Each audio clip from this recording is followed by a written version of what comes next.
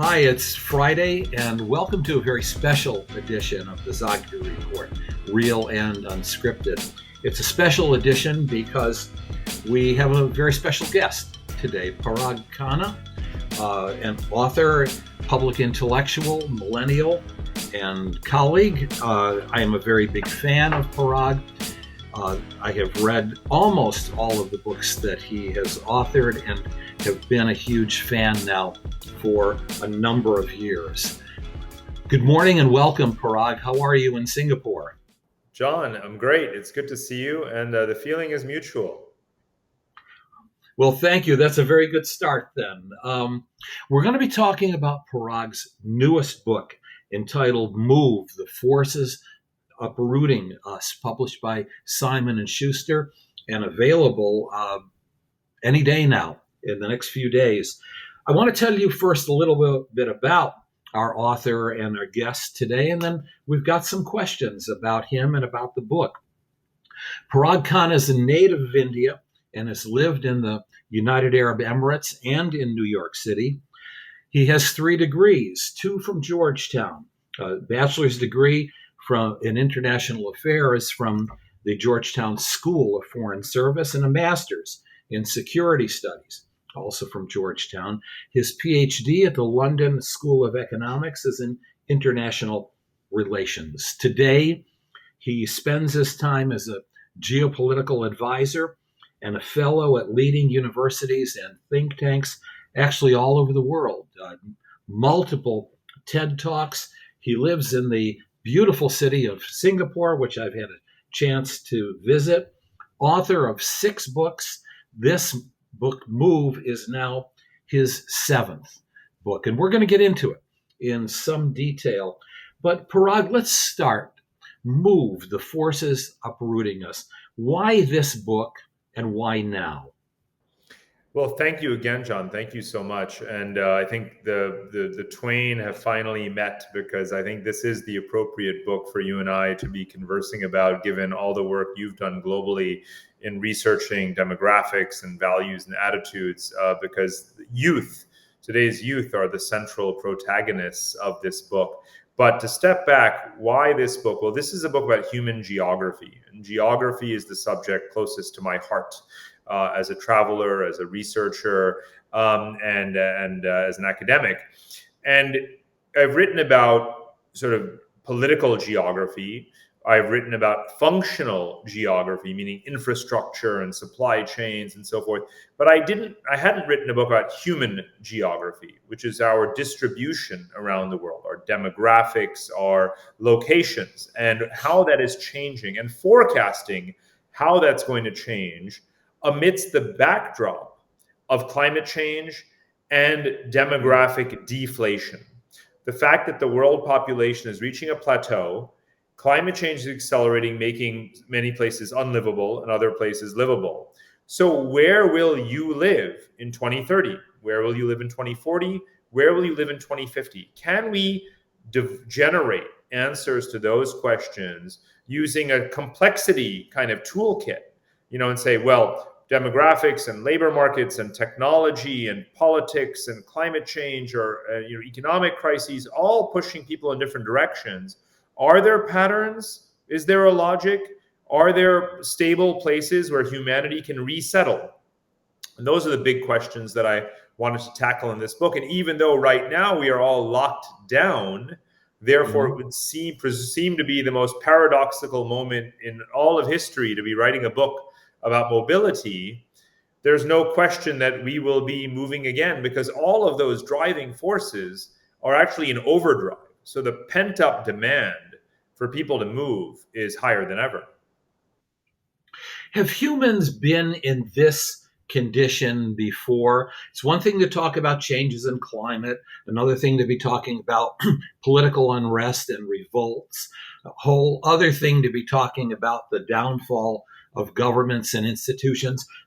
We seem to have a convergence of all of those plus more. Is this the first time that humans are facing this much all at once? Short answer, yes.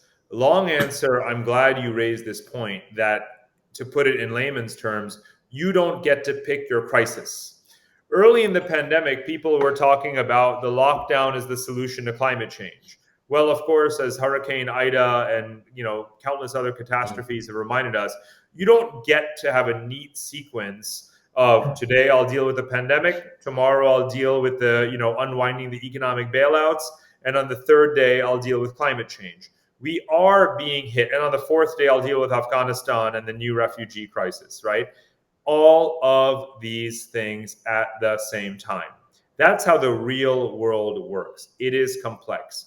And to say that, at what other time in the past could all of humanity simultaneously facing this barrage and clash and collision of these megatrends at the same time? No, it could not possibly have, ever been as intense and complex as it is today. And you have dealt with each of those elements in your previous work. That's why I'm so glad to have read this book, this latest, which focuses on humans and not simply on geography or infrastructure or governance and the like. You say something early on in the book that really captivated me. Connectivity is destiny, you said, as a prelude to the increased mobility that we are experiencing as humans and that is only going to accelerate. What do you mean when you say connectivity is destiny? Well, that was actually the sort of motto of the prequel to this book, right? Connectography was about how we have built so much infrastructure in particularly the last 100 years and across borders to enable global supply chains to flourish, to have an integrated world economy, and so forth. But now, by bringing in the human layer, the motto of this book becomes mobility is destiny. Because what are we going to do with all of that connectivity? We're going to use it to move ourselves and to move things. Actually, the book, the phrase mobility is destiny denotes not just the mobility of people, it's the mobility of everything. It's the mobility of capital, it's the mobility of goods, the mobility of technology, mobility of ideas, and humans at the same time. So I think that that's part of the swirl of mobility that connectivity enables and allows. And remember, we continue to build more and more of that connectivity. Just think about the digital domain, which is accelerated as a result of the pandemic, right? Less physical mobility, more digital dependency, more time on Zoom calls, more internet cables being laid down around the world, and so forth. So it's never a good time, quite frankly, for people to make long-term, predictions about the death of globalization. We will continue to use these globe-spanning infrastructures and networks in many different ways. I'm, I guess, old enough. Strangely, it's a weird vibe to say, 4 times in the last 20 years, I have heard people speak confidently about the death of globalization. The 9/11 terrorist attacks 20 years ago, right? The financial crisis, 2007, 2008. Trump and Brexit in 2016. And now COVID. And I don't lose any sleep at night in claiming with full confidence that was wrong then and it's going to be wrong now. Globalization always wins. Mobility always wins. Entropy, in a way, is this overriding force that is going to continue to animate us.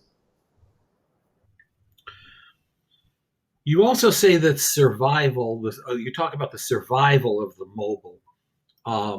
And it reminds me that, in its most visible form, we see here in the States, Central Americans and those south of our border, under the worst imaginable conditions, leaving terrible conditions, traveling under worse conditions, reaching even worse conditions. We see it with Syrian and Libyan refugees. We see it with refugees actually all over the world. We see, despite growth rates in Africa, a continent projected to have 1.2 billion people that it can't possibly sustain.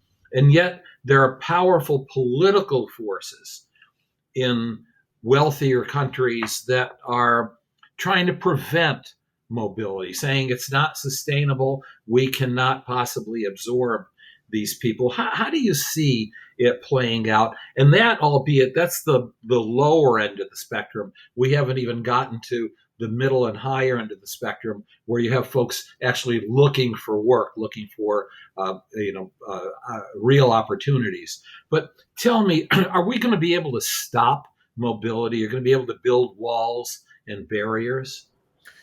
I mean, the rational question is why would you want to, right? Begin the when you don't answer the question from the perspective of this land is our land, in an ethno-nationalist kind of way, but rather say what is the most effective way to maximize the survival of the human species and actually enrich our societies and economies, then you would actually want more migration. It's certainly not a matter of space constraints. We are now 8 billion people and will probably not reach 9 billion people. Every human being standing together side by side would fit in a very, very small place, actually, a city. And yet we have 150 million square kilometers of habitable terrain in the world. More than half of that actually in areas with sufficient water supply and water basins. So there's hardly a place in the world where you would say, oh, it's sort of too crowded. We're an attractive place to be, but we certainly shouldn't let more people in. Now, I am as concerned as anyone about the tragedy of the commons effects that can occur if you have uncontrolled mass migration. And if you were to do so in democratic societies in particular, you might engender a cultural and political backlash that would kill the golden goose. And you don't want to do that. So you want to do these things in a managed way. And part of what scenario forecasting and the scenarios that I put forward in the book is saying there are certain things that are inevitable in light of climate change and political unrest and destitution and violence that will push people away from where they are. They are going to be coming in this time horizon, or they're here already. It's actually a very sound and wise idea to encourage their assimilation rather than, sort of having ghettos or pushing them back and, in potentially fueling more violence and unrest. And so let's focus on doing this pragmatically and correctly, in a humane way, in a mutually beneficial way, in a dispassionate way, rather than in a reactive and punitive way. That's what I would like us to get to. And believe it or not, it's not as naive as it sounds for a couple of reasons. First of all, when I say mass migration, some people say, oh my goodness, how could we ever manage that? This is, sort of terra incognita. No, it's not. The last 200 years of world history has been characterized by mass migrations, the vast majority of which has been orderly, peaceful, stable, mutually beneficial, enriching our societies. America wouldn't be what it is if the last 200 years of history were not characterized by stable and orderly mass migration, right? So this is not even remotely terra incognita. This is a logical continuation of where we've been.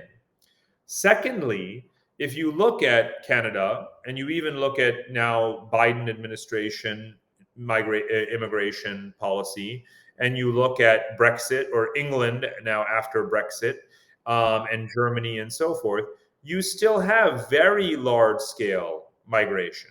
Despite the backlash in Germany against the Syrian refugee influx, despite Brexit, it's easier to migrate to the UK right now than in 2015 before Brexit, right?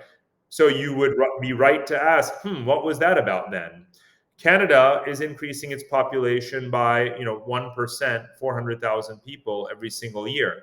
So the world is not dominated by populist, xenophobic, anti-immigrant regimes, not by a mile.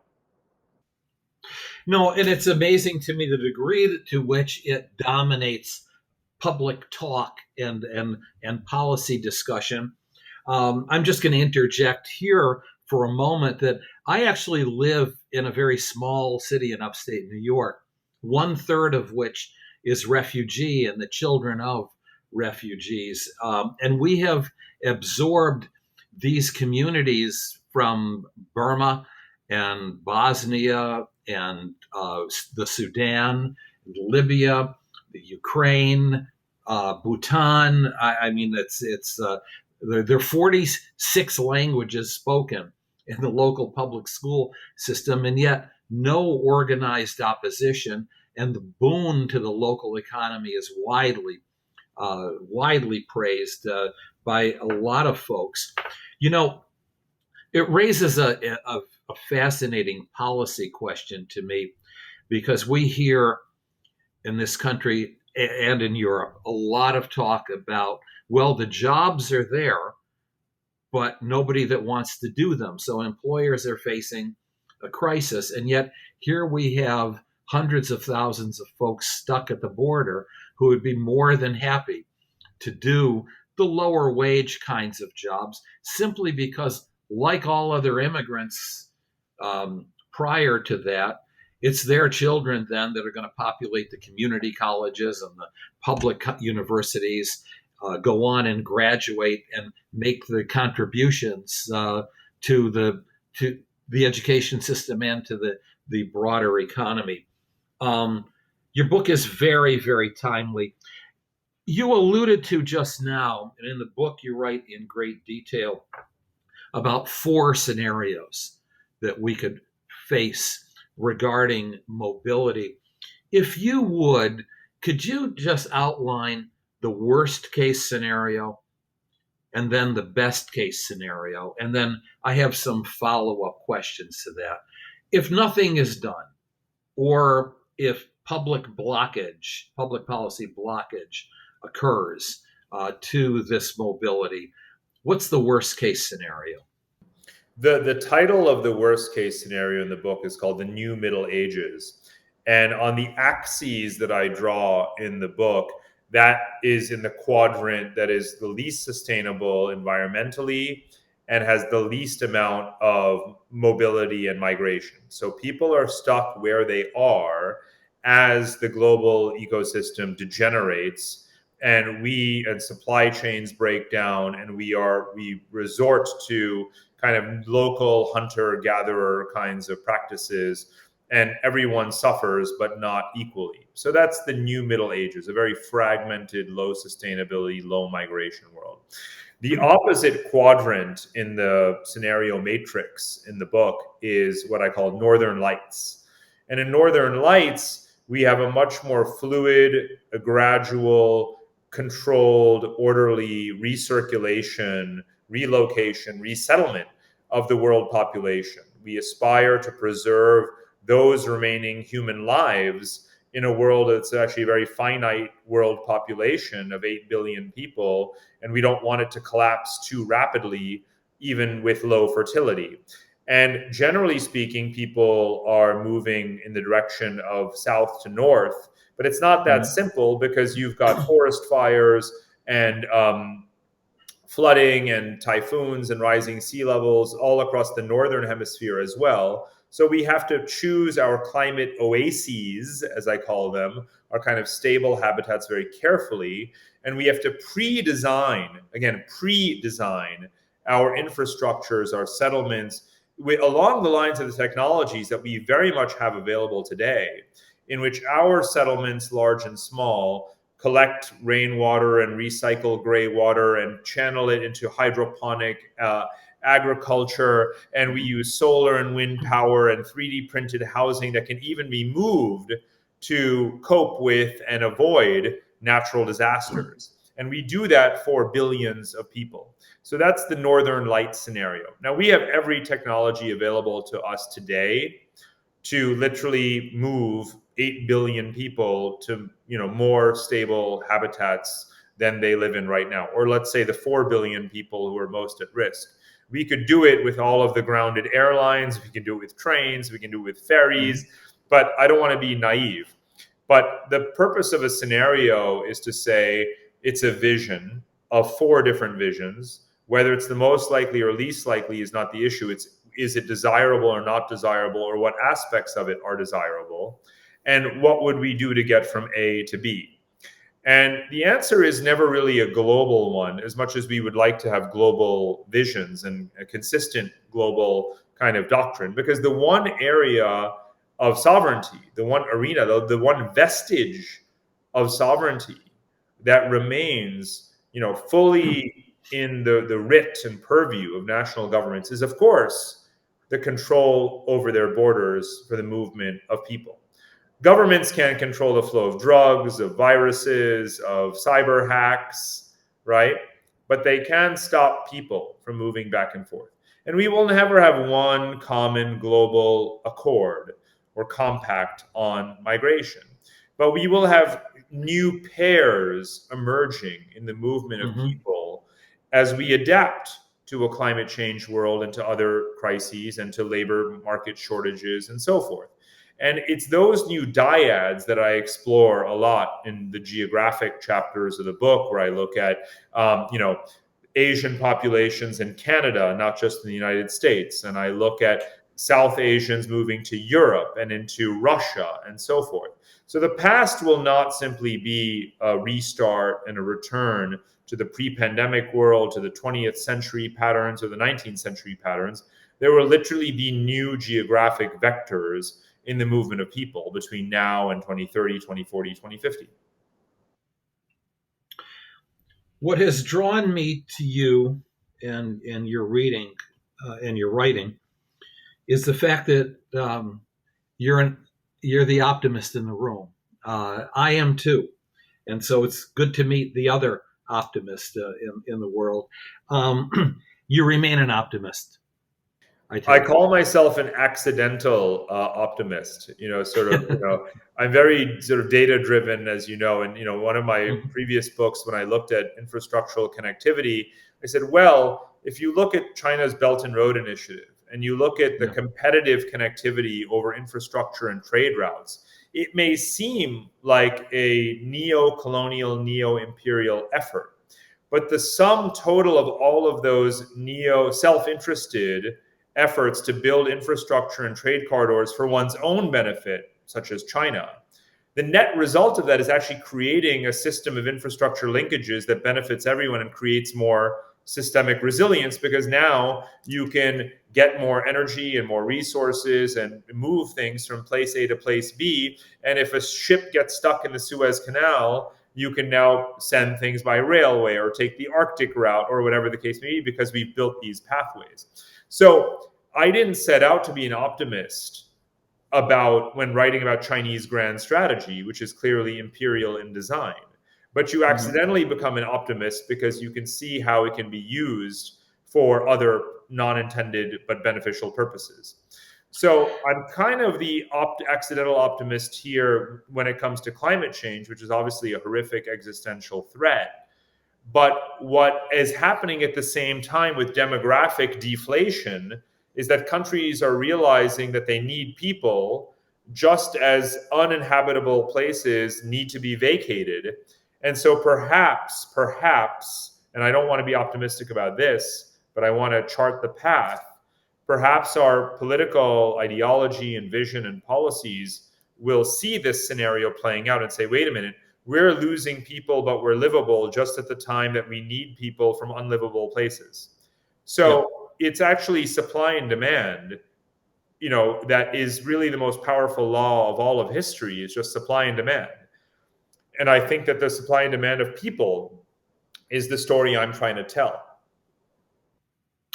And as you're saying that, I'm thinking about how the G7 has just, uh, in a memorandum of understanding, indicated its desire to build a counter to the new Silk Road by China, which, in its most negative, can mean trouble and economic and political conflict, but in its most positive, just what you mentioned here, just another pathway to enable the movement of people and goods and services. Your book is a real find for me. It's something that I will review once it comes out and share with others. I hope that you folks are inspired, those of you who are listening and watching. Here's the book on the screen. It's available around October 12th or so, and I hope that you'll buy it. Read it too. That's always good, but at least in the first instance, buy it. Parag, what a nice opportunity this has been to chat. I hope we covered everything that you'd like covered. Is there anything that we missed that you'd like to point out before we sign off? Well, John, I think you and I share a real passion in understanding the motivations of the world's youth. So I just want to emphasize, that the youth values that you and I have tracked, and I've learned so much from your work on this: mobility, sustainability, connectivity. Let's start to view the future from the point of view of young people, and again, design the world that in a way that's going to be most accommodating to their needs. I couldn't agree with you more. What a delight. Let's do this again sometime. Would love to. Thank you. Take care, and thanks for watching and listening, folks. And I'll be back with Jeremy next week.